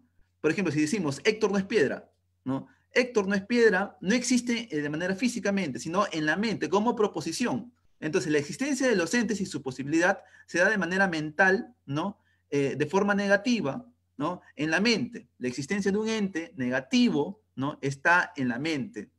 Ahora, por ejemplo, si yo digo, Héctor ha sido, Héctor será o Héctor es en los tiempos pasados, presente y futuro. Bien, en esos tiempos la existencia de Héctor no se anula. Es decir, antes de que Héctor exista, ha sido posible, ¿no? Entonces, la posibilidad lo que hace es definir la existencia. Esa sería mi respuesta, Héctor. Espero haber cumplido tus expectativas. Gracias. Sí, muchas gracias más bien por la respuesta. Pregunta Julio Silva y de ahí Kelvin Vidal. Bien, buen día a todos. Mi pregunta va dirigida para la expositora Camila Valverde. Bueno, en términos generales la pregunta es la siguiente. Bilbao propone una confederación de la América del Sur. Sin embargo, como se ha señalado, a primera vista parece que hay cierta heterogeneidad entre todos los estados de Sudamérica. Y en ese sentido resulta muy difícil lograr una unidad propiamente. Entonces mi pregunta es, exactamente cómo propone esa unidad Bilbao a nivel político, más que nada. ¿Cómo propone esa unidad? Si da ciertos criterios o ciertas pautas para lograr tal unidad de los estados de Sudamérica. Gracias. La verdad que Bilbao en un texto explícitamente enumera casi todos los parámetros para este congreso. Uno menciona que no es meramente político, sino va a ser más filosófico en el debate. Otro incluso que fue muy interesante, que debería haber una capital, debería establecerse una sola capital para este congreso, y que donde cada cierto tiempo se reúnan 5 representantes de cada país donde se debata todo lo que yo había explicado. Y muchos se le criticaron por esto, la homogeneidad, porque supuestamente se veía como que Bilbao no considerara que en América Latina no hay homogeneidad, y debido a que primero la conquista no fue fácil, la supuesta evangelización a los indios.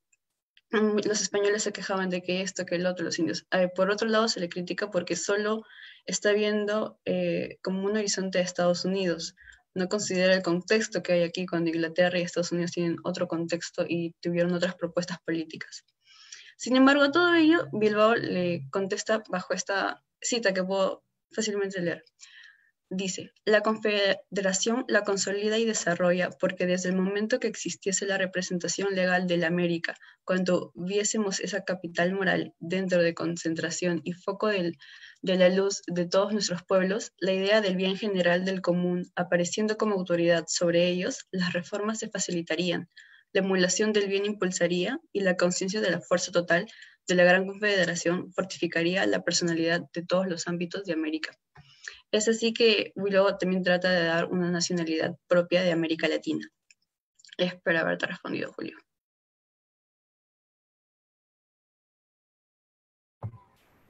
Bien. La siguiente pregunta es de Kelvin Vidal. Adelante, Kelvin. Buenas, saludos a todos los ponentes, y mi pregunta quería dirigirla hacia la expositora que habló sobre el misticismo o la espiritualidad, ¿no? En Rosa de Lima.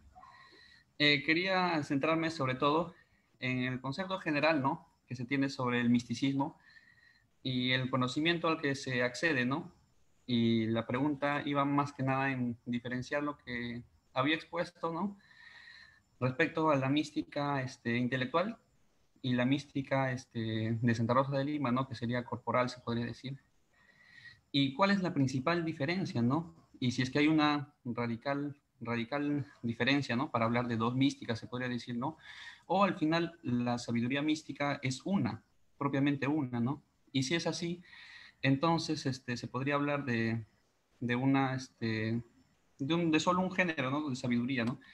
Y por qué separar tal vez, ¿no? Espiritualidad femenina, ¿no? En este caso, siguiendo esta línea, ¿no? ¿Por qué no, o es que la espiritualidad tiene género? ¿Por qué no podría ser solo espiritualidad, ¿no? Esa sería mi pregunta, ¿no?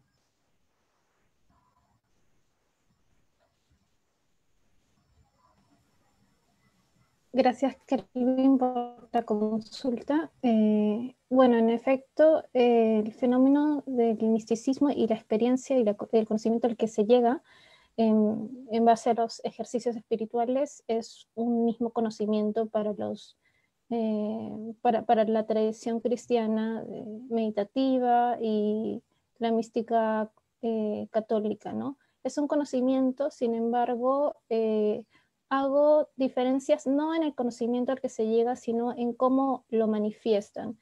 En ese sentido, Rosa la manifiesta, tiene expresiones más corporales, ¿no?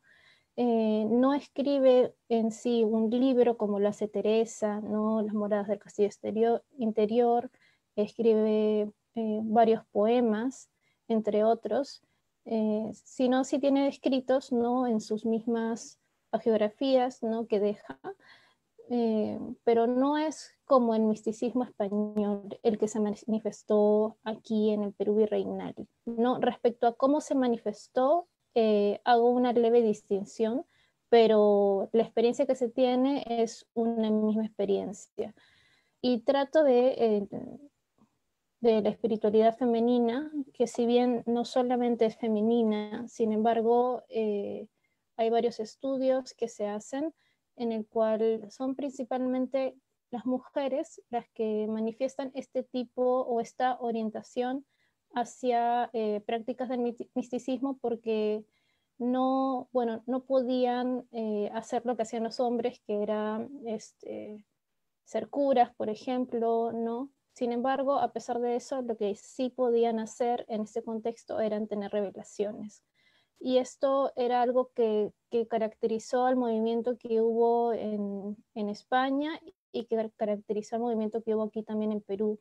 No significa que no hayan habido místicos varones, no para nada, de hecho han habido varios y renombrados como San Juan de la Cruz, ¿no? Y es una tradición bastante larga que viene incluso desde San Agustín, eh, pero que caracteriza a este contexto histórico es el movimiento de las mujeres, ¿no? Cuando empiezan a surgir congregaciones de mujeres, aquí en Perú también se funda la primera casa, ¿no?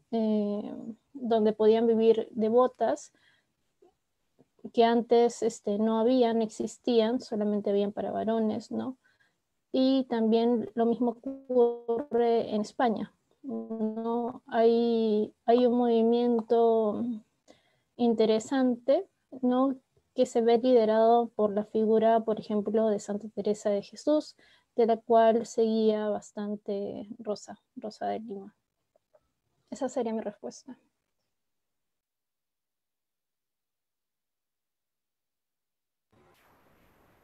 Bien. ¿Habrá otras preguntas más? Bueno, yo quería así retomar la cuestión, como decir esas monstruosidades, porque bueno, lo vemos, me pongo el caso de la Martinica con Pano, en la que unos negros se sentían mucho más superiores a otros negros en escala o a mulatos en escala de superioridad porque querían sentirse más blancos, según lo que explica Fano, ¿no?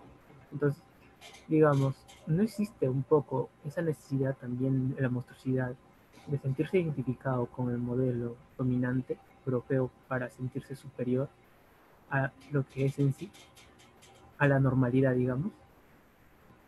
digámoslo así? En este caso, no también daría a un resultado, un rechazo de sí mismo en el fondo, esa aceptación esa aceptación de la monstruosidad es como un rechazo a ese, a esa misma monstruosidad en el fondo, por querer esa misma aceptación, te diría así. Sí, bueno, justamente, y el ejemplo que pones es muy bueno, ¿no? Con Franz Fanon lo expresaría él exactamente, ¿no? Como parte de un proceso cultural. O sea, él mismo no se identificaba como un negro, ¿no? Por ejemplo. Hasta que dice, hasta que veo a los blancos, ¿no? Hasta que noto la mirada del otro, como esa mirada monstrificadora, ¿no? Esto es un proceso cultural, digamos, como te comentaba, ¿no? Una formación desde la infancia, o sea, estamos hablando de productos culturales, ¿no? Que tienen esta, digamos, normalidad, que es lo que expresan, ¿no? Por ejemplo, pensemos en la literatura, en los dibujos animados, en la música, digamos, toda la industria cultural, eh, pensándolo como lo pensaban Adorno y Horkheimer, ¿no? Digamos, esta sobreproducción, digamos, de sentido, hace que la repetición se genere en este sentido de pensar justamente al monstruo como una entidad negativa, ¿no? Entonces, por ejemplo, tenemos en varias figuras, puede ser, ¿no? Por ejemplo, la homosexualidad, digamos, no sé, el que es pobre porque quiere, ¿no? Por ejemplo, que es el discurso, digamos, oficial, ¿no? Neoliberal, digamos, el que es pobre porque no se esfuerza lo suficiente. Digamos, la inubicación de la comunidad trans, por ejemplo, es una desubicación, es decir, esto es cercano al caos, ¿no? Entonces, evidentemente, y como tú lo mencionas, estamos digamos, creados, porque en cierto sentido, hablamos entonces de enajenación, ¿no? Entonces, digamos que tenemos inmerso un sentido de no reconocimiento hacia nosotros mismos. ¿Y a qué me refiero con esto? En el discurso cotidiano o incluso académico, nosotros hablamos como de, hay que cuidar a la naturaleza, ¿no? Hay que cuidar a la naturaleza porque la naturaleza es buena, qué sé yo. Bueno, en ese sentido, desde ahí, desde ese enunciar la naturaleza como una entidad independiente de mí, ya hay un error, ¿no? Por ejemplo, yo mismo soy naturaleza, ¿no? O sea, soy la naturaleza que además se revela contra sí misma, ¿no? Pero, justamente entonces, tendríamos que pensar que no partimos del monstruo como una autoconciencia, ¿no? Justamente lo que yo trato de presentar a partir de este poemario de Susie Shock es alguien que, digamos, en el mundo, ¿no? Se decide como desde su dignidad incorporarse a esa, bueno, tú me dices monstruo, ok, vamos a ver, voy a hacer un monstruo entonces. Tú me dices traba, que es forma tan despectiva, ¿no? De decirle a la comunidad trans, entonces soy una traba, ¿no? ¿Qué pasa aquí con el lenguaje? Bueno, voy a entrar, no hay manera digamos, de ir contra el opresor o de operar contra él si no entiendo su lógica, ¿no? Como decía Rigoberta Menchú, tuve que aprender a hablar el lenguaje del opresor. Y para ella era doble, porque no solo era el inglés, sino era el español mismo, ¿no? O sea, los lenguajes del opresor. Entonces, la anormalidad, digamos, es que nosotros rechacemos la monstruosidad. Nadie quiere ser monstruo, ¿no? Nos lo ha enseñado la literatura, nos lo ha enseñado la cinematografía. Nadie se asume como monstruo, como lo que tú mencionabas, ¿no? El mismo esclavo que, por ejemplo, tiene más privilegios que los demás,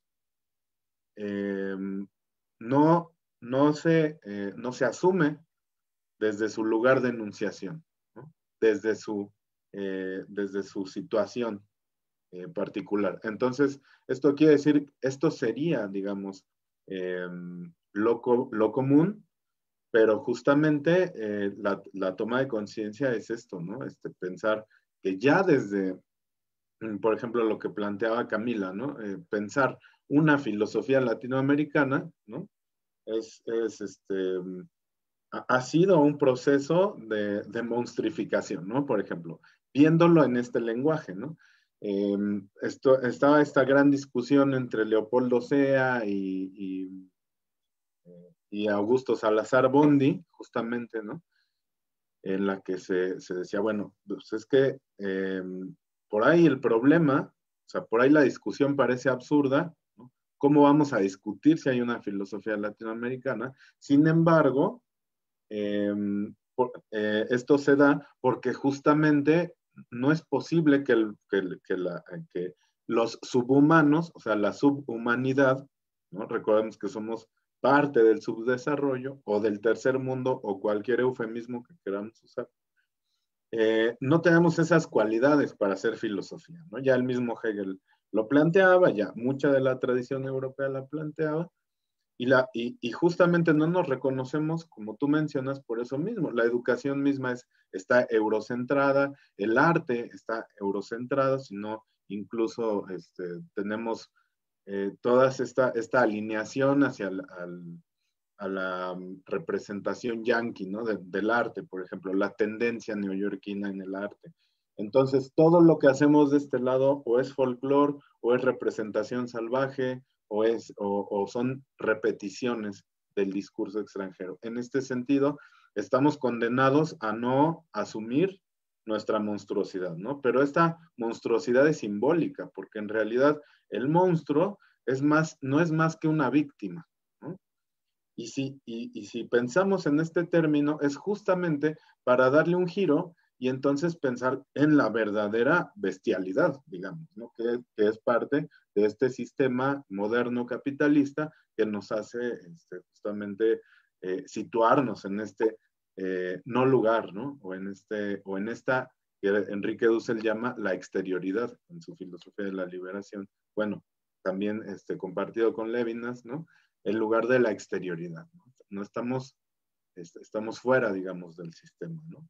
Entonces, por eso decía yo, nos permanecemos en la invisibilidad, en el no ser, o nos asumimos como esa parte de la monstruosidad, ¿no? Que evidentemente es una alegoría para decir, nos volvemos críticos, ¿no? De eso que nosotros mismos somos como occidentalizados, que no como occidentales, ¿no? Como occidentalizados. Entonces, ¿cuál es ya muy rápido, porque ya me extendí, pero ¿qué nos ha dado, por ejemplo, qué nos ha dado una mira o un horizonte hacia pensar una realidad distinta? Por ejemplo, repito, ¿no? El pensamiento indígena, que en el caso acá en México, que estudió Carlos Lenkersdorf, con la cultura tojolabal, veía a partir del lenguaje toda una filosofía de la pluriversalidad, ¿no? Donde la piedra valía lo mismo que yo, hablando de esto de Pedro no es piedra, que bueno, es bastante interesante, ¿no? Pero que el perro y la montaña son partes de una cosmocracia, decía Carlos Lenkersdorf, es decir, de una toma de decisiones política que tiene que ver con un todo, ¿no? Y en este sentido, la diversidad sería lo monstruoso en tanto que está cercano al caos, ¿no? Es decir, no es la norma, no es lo organizado, no es la racionalidad moderna, sino que es lo plural, ¿no? Eh, y bueno, cierro, ¿no? Es lo transmoderno, que es este diálogo entre la pluriversalidad. Muchas gracias, Alan. Y a todos los ponentes, Wilson, Maricielo, Camila, algunas palabras finales para ya cerrar. Tanto a Alan, muy agradecidos por sus ponencias. No sé si desean dar unas palabras finales. Sí, Renzo. Bueno, darle las gracias a los organizadores, ¿no? Tanto también a la Sociedad Peruana de Filosofía, al profesor Quirós, ¿no? Que impulsa estos eventos de espacio, de reflexión, ¿no? Y pues invitarle también a los que nos están viendo, ¿no? Que no solamente es esta mesa temática, sino en la tarde también habrá otra mesa temática en torno a la escolástica colonial, y el jueves y el viernes seguiremos, ¿no? Con las jornadas del 17º coloquio de filosofía latinoamericana, ¿no? Y es un lugar, pues, para poder reflexionar nuestra situación como latinoamericanos y ver, pues, si es que existe o no una filosofía, ¿no? O desde cuándo existe una filosofía. Bien, es un espacio de debate, pues, y le doy las gracias a los que a los que nos han visto, ¿no? A los que nos han preguntado y, pues, a los organizadores. Gracias. Yo me uno a las gracias que acaba de dar Nilsson, ¿no? A los que nos están viendo. Es decir, ahora estamos pasando por una coyuntura social complicada. A pesar de todo, intentamos seguir activos, ¿no? En nuestro quehacer académico y seguir abriendo lugares de debate, ¿no? Por estos medios sociales. Así que también están invitados para el evento que va a continuar en la tarde, donde antes de la mesa de filosofía colonial también tendremos una mesa magistral con Alex Ibarra, ¿no? Eso sería por mi parte. Gracias. Bueno, por mi parte ya no queda más que decir que estoy totalmente de acuerdo con mis compañeros Nilson y Maricielo. Concuerdo con ambos que sea bueno que se impulsen este tipo de eventos, incluso en la coyuntura que estamos. Y bueno, también agradecer que me hayan podido aceptar en mi participación en este evento y espero también ver las demás ponencias de los demás compañeros en general. Muchas gracias. Bueno, yo solamente agradecerles mucho, disfruté mucho de las ponencias también de mis compañeras y de mi compañero Nilson, y bueno, pues darles también las gracias por compartir. Justamente da mucho gusto poder estar en este tipo de eventos y ver que la filosofía latinoamericana también resulta, digamos, en toda esta temporalidad que se ha dejado quizá por ahí abajo de la alfombra, y que están saliendo muchísimas cosas, ¿no? Bueno, ahorita son temas pequeños, como dice Nilson, ¿no? Son 15 minutos, que bueno, a veces uno se extiende por ahí, una disculpa, ¿no? Pero que justamente nos muestran una granito de arena, ¿no? De lo que no solo podemos rastrear históricamente, sino de lo que podemos construir, ¿no? Desde nuestra América profunda, diría Rodolfo Kusch, y bueno, necesariamente invitar a pensar a quienes están viendo esto, que ya una filosofía latinoamericana tiene rasgos muy específicos, y uno de ellos me parece que tiene que ser una filosofía crítica, ¿no? O no será. O sea, la filosofía latinoamericana parte como una crítica, y justamente ahí radica mucha de su autenticidad, ¿no? Es lo que me da gusto, entonces, ver que en estos eventos se le da este espacio, ¿no? Tan importante, y bueno, pues mandarles un saludo desde acá, desde México, y bueno, a todos, ¿no? A todas y a todos, y esperemos poder seguir compartiendo.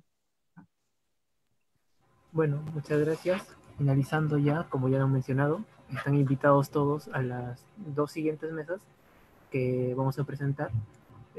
La mesa siguiente va a ser la mesa magistral, que es de 3 p.m. a 4:30. Los invitamos.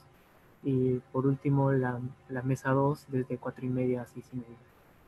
Con todos, muchas gracias, de verdad. Muchas ponencias muy interesantes. El tiempo nos ha ganado, hemos superado, pero siempre estamos acá para debatir, criticar, generar espacio. Gracias a todos. Bueno, muchas gracias. Saludos. Muchas gracias. Esperamos encontrarnos en una próxima ocasión de manera presencial.